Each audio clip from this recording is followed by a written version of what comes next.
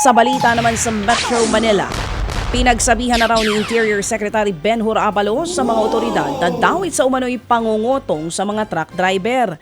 Yan ay sa gitna ng reklamo ng mga trucker tungkol sa mga umano'y naniningil pa rin sa kabila ng pagsuspinde ng pass-through fees. May mga humihingi raw kasi ng lagay at nagbabanta sa mga tracker para makadaan ang mga ito.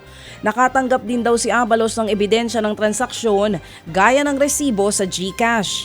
Anya, bubusisiin niya ng maigi ang mga kaso lalo't nakalagay na violation ito para sa no entry.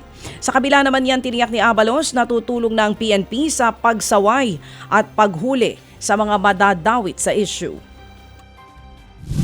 Ating pong sinabihan na lahat ng kapulisahan na tulungan ng truckers at para hulihin ang mga mangungutong na ito. May mga operation kami tutulak sa mga susunod na araw at ito'y babala sa lahat ng mga nangungutong dito.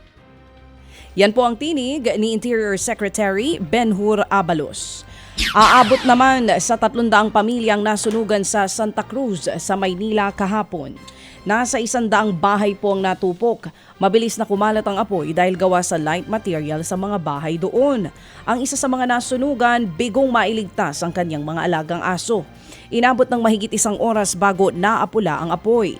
Pero ang sinisisi ng mga residente sa sunog ang nagsasagawa ng demolisyon. Sa katabing eskwelahan, may bumagsak daw ng mga baga mula sa gamit nilang torch na pambaklas ng mga bakal.